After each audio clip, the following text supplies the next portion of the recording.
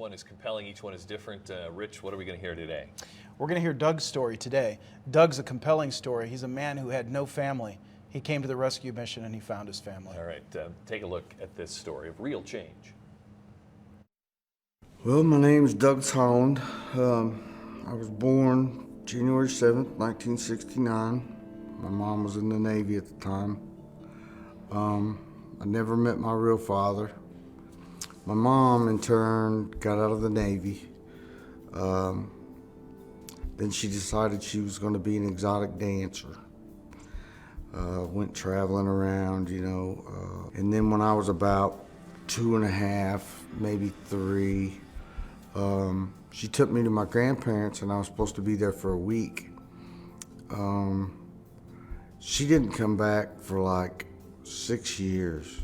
When she did come back, she showed up out of the blue. And the only parents or family that I knew was my grandparents at the time. And of course, it was kind of a shock. Doug's story is very common here at the rescue mission. In fact, it's very common in the world that we live in. Many of the men, women, and children that we serve at the rescue mission, they deal with abuse, they deal with trauma, and in Doug's case, abandonment, which led to substance abuse, as well as a mental health issue. Those are the core issues that the men, women, and children that we serve face every day. Doug was a man without a family and a man without a home. My whole goal in life was just to end it. Just to end it. I didn't have hope. I didn't have faith. I didn't have a belief in God. I didn't have nothing. The only thing I believed was that my next drink and stuff could make me feel better. And it was really so hard for me because I couldn't find my dad. I didn't know anything about my dad. So I just felt like betrayed and left like the ugly duckling, by everybody. And it's like, what did I do?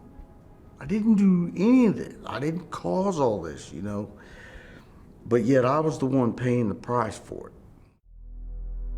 My liver's shutting down, and I'm drinking. That's all I want to do was drink.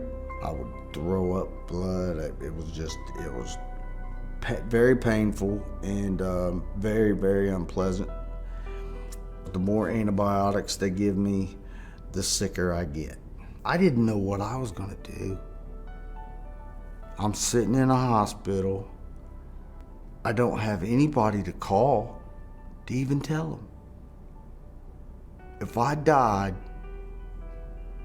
nobody would even know. Who would they call?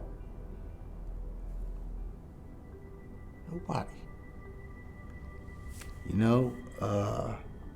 I cried and cried, and I just hoped that maybe I would lay there and just go. Maybe it was finally my time to go. Doug had abused his body so badly through years of partying with drugs and alcohol that he almost lost his life. He ended up in a hospital, and weeks turned into months. And then some folks from the rescue mission began to visit him and give him hope. And these were people that stood by his side for the first time in his life. There's people out there that don't know me. They don't know my name. They've never seen me before. They may never see me. And they help provide a place for me to come.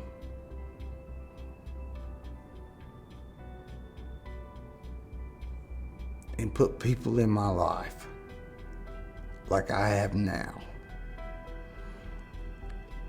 that may change my life forever.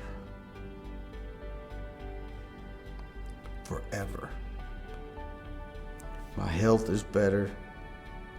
I have a job. I'm functioning. I'm learning. And I've got the greatest support group around me that I've ever had in my life.